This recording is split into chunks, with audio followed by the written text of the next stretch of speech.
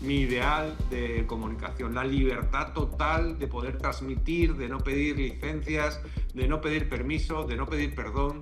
Y eso es lo que me gustaba de Estados Unidos. Por eso me preocupa mucho cuando se va un comunicador que no me gusta, que jamás me alinearía con él, pero como decía esa frase, yo daría mi vida porque el que no piensa como yo pueda decir lo que le dé la gana.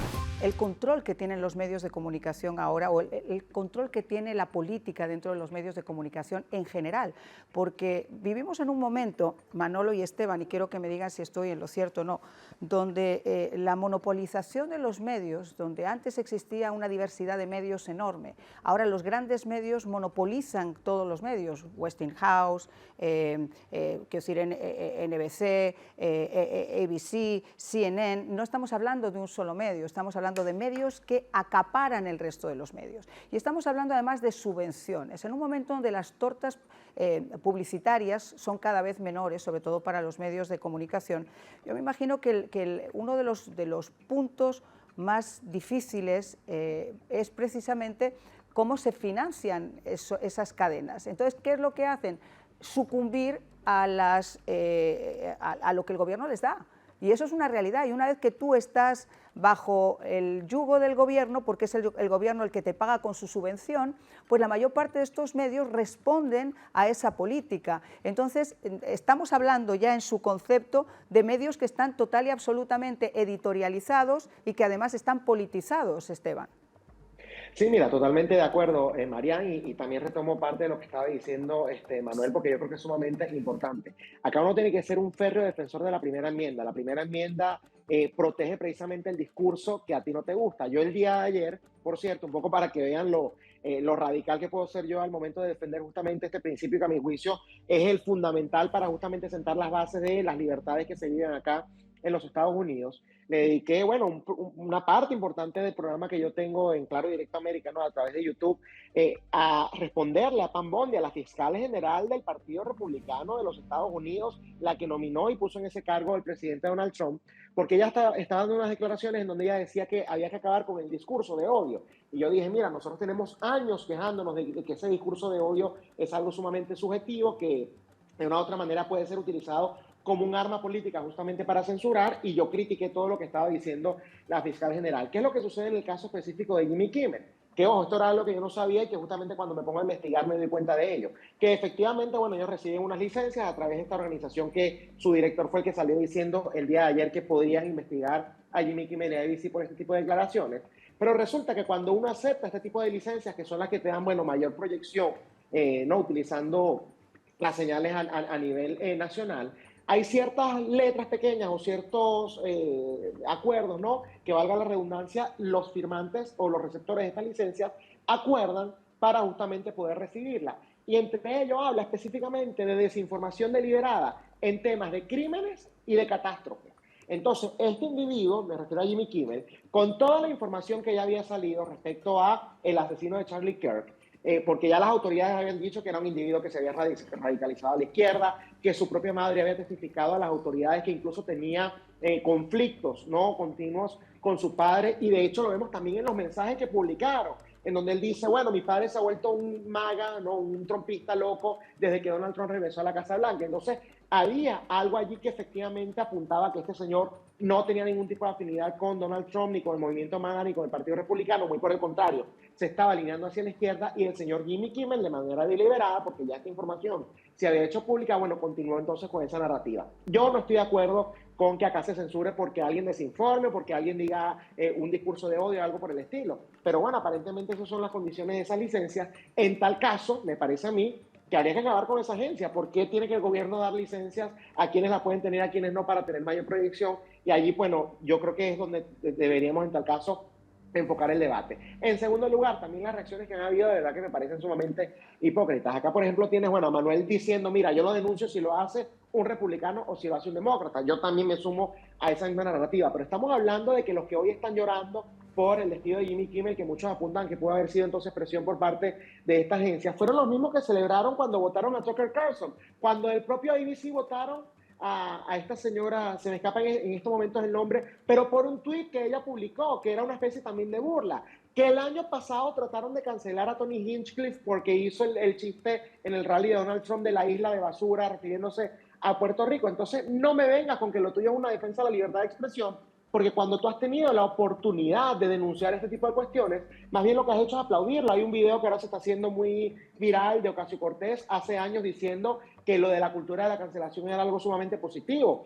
También teníamos un artículo de Rolling Stones diciendo básicamente lo mismo. Entonces te das cuenta que no es por una cuestión de principios como lo puede hacer Manuel, como lo puedes hacer tú, como lo puedo hacer yo, sino que sencillamente se adaptan. Bueno, ¿quién es el cancelado? Si el cancelado está de mi lado, critico. Si el cancelado está en contra mía, entonces lo aplaudo y evidentemente eso no es un buen punto de partida para este debate. Yo estoy totalmente de acuerdo con lo que se está diciendo en esta mesa. Yo creo que tanto de un lado como de otro, la gran preocupación es que realmente los medios de comunicación, una prensa que debe ser supuestamente independiente, termine sucumbiendo, como te digo, a las presiones del poder por un lado o al dinero del poder por el otro. Y Manolo, nosotros en España tenemos el mejor ejemplo ahora.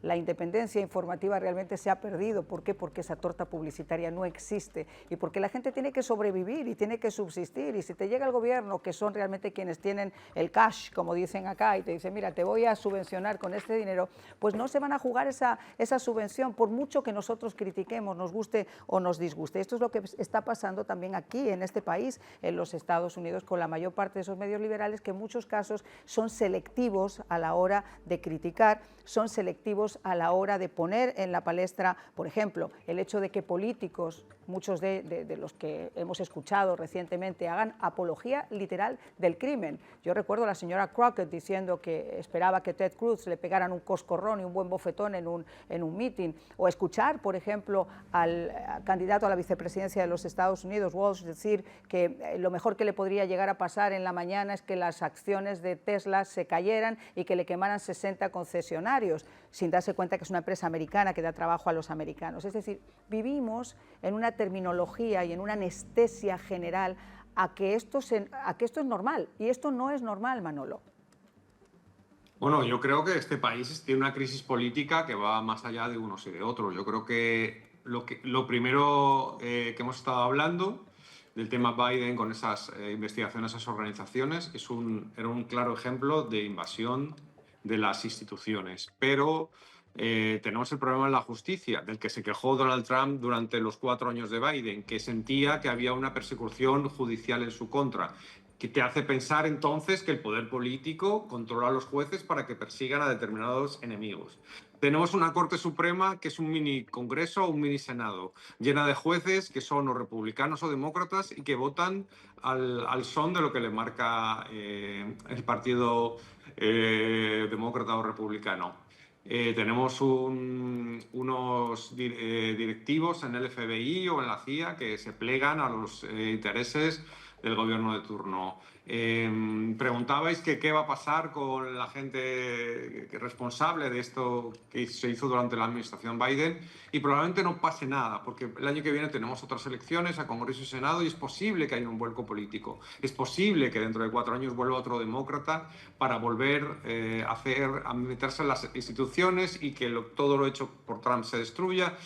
Quiero decir que este país tiene una crisis institucional que la polarización ha agravado, porque ya el enemigo político se le ve ya con un enemigo que incluso se le puede asesinar, como hemos visto en el caso de Charlie Kirk. Entonces, este es el momento en el que estamos, ¿no? Este es un momento en que habría que tener una grandeza de miras que sinceramente creo que no tiene en este momento Donald Trump, que mucho menos los demócratas la tienen, que no la tuvieron, que no la tuvo Joe Biden durante su periodo. Entonces, bueno, aquí tenemos como objetivo la destrucción del enemigo político, y para la destrucción del enemigo político usamos todas las estructuras y resortes del Estado. Entonces, yo creo que estamos en una época muy, muy lamentable. Quiero decir, y me acordaba, Mariam, cuando tú y yo empezamos en televisión, en España existía una sola televisión pública, totalmente manejada por el poder político, que sigue. 35 años después, porque estoy hablando del año 90, manejada por el poder político, en este caso socialista, y se crearon 3 cadenas de televisión en las que se dieron 3 concesiones a cuentagotas y se le dieron a 3 empresarios concretos. Uno de la cuerda del gobierno socialista, otro que era el grupo de Berlusconi, que era una cadena totalmente inocua en el tema político, solo enfocada en el entretenimiento, y se le dio una, que es la que estábamos tú y yo, que fue un pequeño Oasis. brisa de libertad, oasis de libertad. En aquella época yo admiraba el esquema de comunicación americano en el que sentía o entendía que cualquiera con una antena se ponía en su casa a hacer un noticiero y podía salir al aire. Ese era mi ideal de comunicación, la libertad total de poder transmitir, de no pedir licencias, de no pedir permiso, de no pedir perdón. Y eso es lo que me gustaba de Estados Unidos. Por eso me preocupa mucho cuando se va un comunicador que no me gusta, que jamás me alinearía con él, pero como decía esa frase, que daría la vida también, yo daría mi vida, porque el que no piensa como yo pueda decir lo que le dé la gana. Entonces, me preocuparía mucho que la salida de Jimmy Kimmel tuviera más peso en la presión política que la decisión de su propia compañía ABC.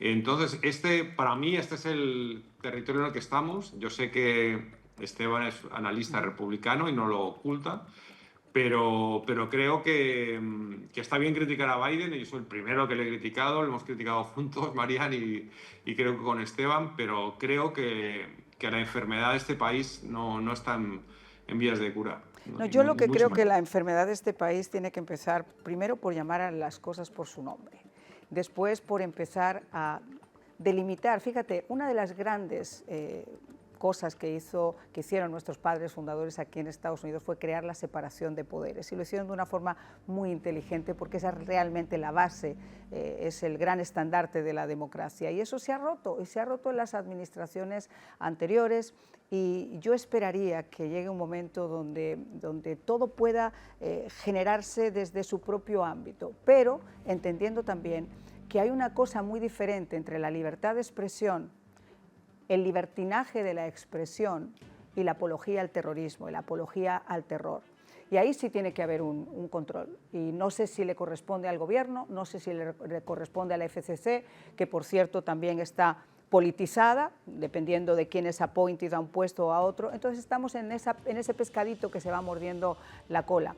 Pero la realidad es que los televidentes merecen mucho más. Los televidentes merecen que cuando ven un programa de entretenimiento, en el entretenimiento se vale todo, pero en la noticia no, y en la información tampoco.